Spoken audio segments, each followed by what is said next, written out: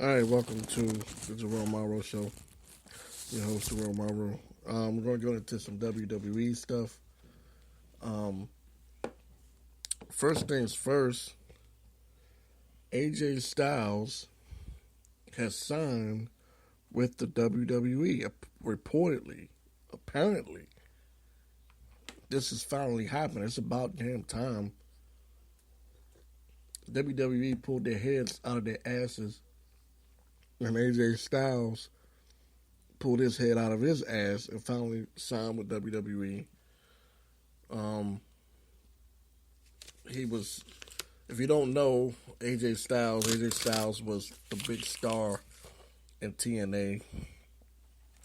Um, he got injured, or a lot of things happened while he was there. And he didn't re-sign. He went to New Japan instead, and I felt like that was a stupid thing for him to do. You know, it was time for him to just go ahead and join the WWE, but instead, he went to New Japan and found his way finally to the WWE.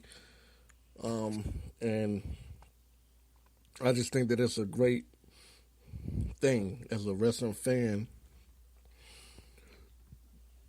I mean, this is like this is just good news all around because WWE gets a complete, total baby face, and one that they really needed.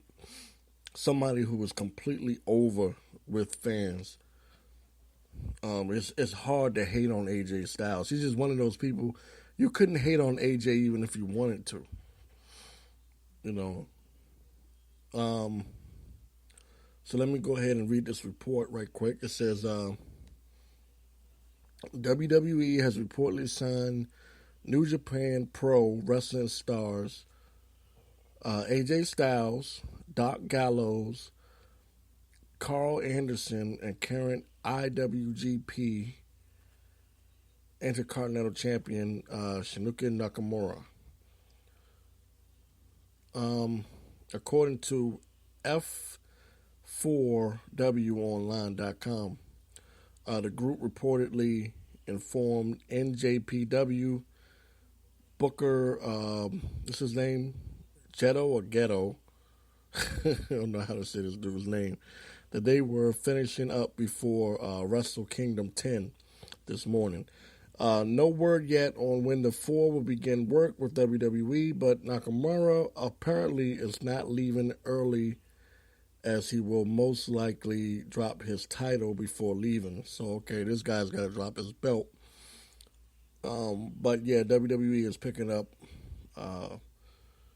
some new stars, or not so much new stars, but new to the company, and that's good, from New Japan. And the biggest one of them all is AJ Styles. Let me see. Let me keep reading here. It says Anderson was reportedly also in talks with TNA and close to signing, but the WWE deal came through instead. Anderson, Gallows, and Nakamura are expected to honor their Ring of Honor dates for February, and AJ is likely done with ROH going forward. So Ring of Honor is no longer in AJ Styles. It's no longer in consideration for him, at least. Now, let the speculation begin. Now that we've gotten that out the way. Now you got to wonder, when are they actually going to bring AJ through? Are they going to bring him in at Royal Rumble? Before Royal Rumble? Is he going to go through NXT?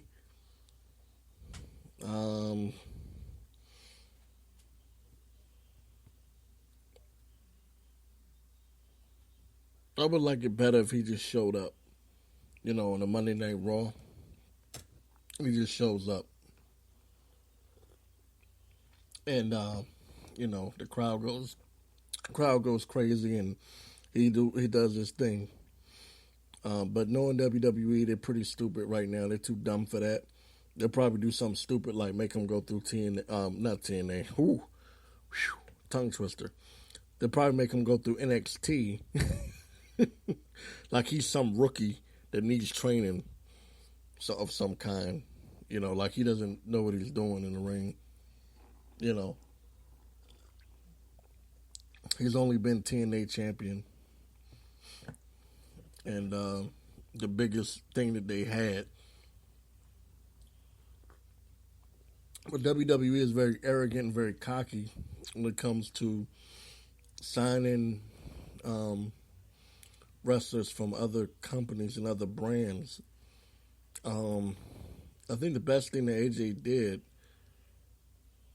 was actually, now that I think about it, I said earlier he should have went straight to WWE after TNA, but now that I think about it, leaving TNA and going to New Japan may have actually helped him because WWE has this thing against TNA where their wrestlers are always, when they leave TNA, it seems like they don't respect them. So I guess the fact that he's considered a New Japan star, it makes it a little, I don't know, it puts a different spin on him. I guess WWE has a little bit of a, they're funny like that. I remember it was the same thing with WCW. Like they would kind of give somewhat of a push to an ECW star, former star, but it seemed like the WCW stars, they tried to bury him, especially Booker T. The only one that I saw them kind of give a push to was Chris Benoit, that I can remember. But all of those former WCW guys, they pretty much got buried. I can't really think of one that really got pushed.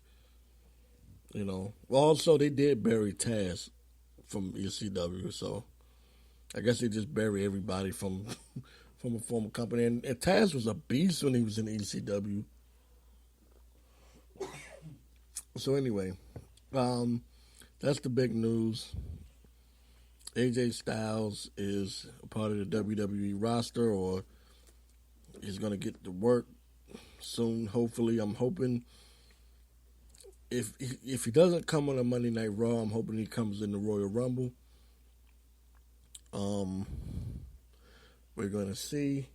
But I think AJ, I think this is what I think about AJ. I think AJ is the perfect guy to put over and take, now people going to not like this part, but you can take John Cena and turn him heel. Because it takes somebody that's already over to replace John Cena, right? I think that would be a nice transition. To take AJ Styles, the phenomenal one, and take Cena and make him the bad guy. I mean, like a super duper bad guy. Like, don't do it with Sheamus. At first, I liked the Sheamus idea, but now it's like it's not working. I don't like Sheamus anymore. I've really lost a lot of respect for Sheamus. I don't look at Sheamus the same as I used to. I used to see Sheamus as an up and coming star. I felt like if he got the right push, he could really do something. Now I look at Sheamus as just he needs to go sit down for a while. But if you take Cena and turn him into a heel, and then you take AJ Styles, who's going to be a natural babyface, you could have something there. You could really have a storyline where Cena doesn't want to give up the throne, and AJ Styles is taking it from him. And then you can throw Roman Reigns in there in the middle, because you need to work on Roman Reigns' character anyway. That's just my opinion. Okay, now let's move on to the Royal Rumble. Now, it's been announced on Raw that Reigns is going to have to defend his title in the Royal Rumble match. I don't remember that ever happening. And I remember when Vince said it before he completely got it out of his mouth. I said, oh no, don't tell me he's going to do what I think he's going to do. And then sure enough, you're going to have to defend that title against all 29 opponents. I said, oh my God. What? This is this is kind of weird. Everyone's complaining. Well, I shouldn't say everyone, but a lot of people online have been complaining. I like to look up different wrestling blogs just to see people's comments. You know, the stories are good, but I like to go to the comments, and a lot of people were complaining that, you know, this was just complete BS. So anyway, I'm back. This is going to be a very interesting situation. Reigns against all 29 contestants for the Royal Rumble. I get the feeling somehow Reigns is going to win. I don't know, man. Like, where do you go with that storyline? If he loses, oh, maybe that would be that. You know what? I may have just figured out the whole story. Okay, here's what I think. Here's my prediction. I predict Reigns is going to get screwed at the Royal Rumble. He's going to go to the Royal Rumble, kick a lot of ass, throw a lot of people out of the ring, go fighting like a you know, he's gonna die a hero's death. Okay, he's gonna get screwed. It's gonna be like the exact opposite of last year. He's gonna get completely screwed because you gotta remember, everyone's supposed to be. WWE is trying to get everyone to rally around Reigns. They're trying to get everyone to get in favor of this guy, right? So what better way to do that than to have him just absolutely get screwed out of the title? Now, this might be the setup. He's going to get screwed out of the title by someone, I don't know. I got a feeling it could come from the League of Nations. And then he has to face that person at WrestleMania for a rematch. Like, something's going to happen. They're going to go, oh, you want a rematch? We'll give you a rematch. Damn it. We'll give you a rematch. And a rematch is going to be like the selling point at WrestleMania. You know, maybe the feud will start. I don't know. I hope it's not Sheamus. Anyone but Sheamus, and I'm okay. But I think that could be the actual storyline. It feels like that could be the storyline. Like that could be the WrestleMania plot.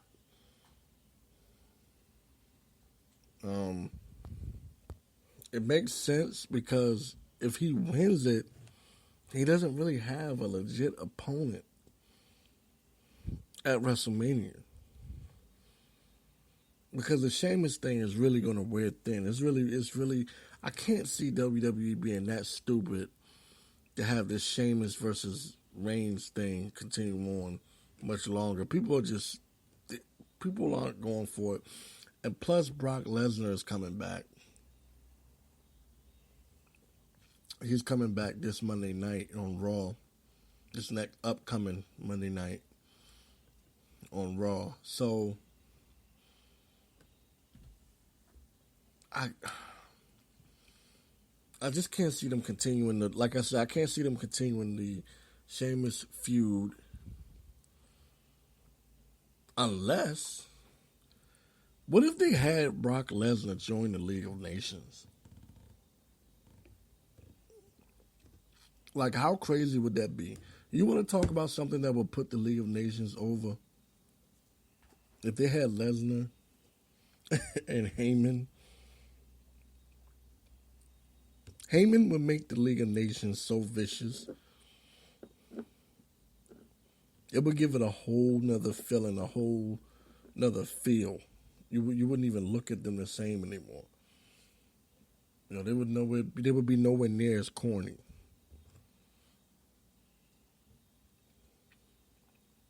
But I don't know. I can't see Reigns winning the Rumble. He has to drop that belt before WrestleMania so that he can get a rematch at WrestleMania. That's where it feels like it's going. Um, I mean, they could have him win it, but then you have to go. Well, who does he wrestle at WrestleMania? Um, where does the storyline go from there? That's what the real question is. Um, so anyway, we do know this. It did make for a very interesting Royal Rumble because I wasn't really all that interested in Royal Rumble, to be honest with you. I was like, I didn't anticipate this kind of a scenario. So now I'm kind of like, okay, Royal Rumble just upped the ante. It's really important now. Um, I don't know where this is going. It's going to be very interesting. Um, I think they've got to go Brock versus Reigns. I can't see the Sheamus thing continuing. He doesn't fit that. I can't see him versus Del Rio. A lot of people are speculating that maybe Bryan could come back since he's been cleared by other doctors, but reportedly the WWE doctors have not cleared him. So, I mean, but he could be a surprise. Maybe he did get cleared and it just, the word hasn't come down. I don't know. But this Royal Rumble is going to be a very, very interesting one. The move that Vince McMahon made, putting Reigns in this, crazy scenario, has made the Royal Rumble like, okay, now it has a big Royal Rumble feel to it. It's not just the Royal Rumble now. It's like, okay, this Royal Rumble completely impacts WrestleMania. Completely. And I just got a feeling that WWE really has something up their sleeve this time around. Whereas I normally don't feel that way. I normally feel like it's just the same old, same old. But this scenario makes me feel like they've got something up their sleeve. And it could be the return of Daniel Bryan. I think it's too early. They're not going to bring AJ Styles into it. He just signed. Although it would be really, really dope if AJ was to get involved in it. But I just got a feeling they got something up their sleeve. There's something else going on. I can't see them continuing this Sheamus thing. Sheamus has to go sit down for a while. I think they're going to do away with the rivalry between him and Reigns. And it's going to shift towards him and Lesnar. I think it's the only thing that makes sense. But then you have The Rock. I forgot about that. You have The Rock announcing that he's going to be at WrestleMania 32. Or that he's going to make history. Or he's going to do something great at WrestleMania 3. So you got that going on also. So to be honest, this thing could go a number of ways, man. And we just don't know where it's leading up to. That's what the big $1 million question is.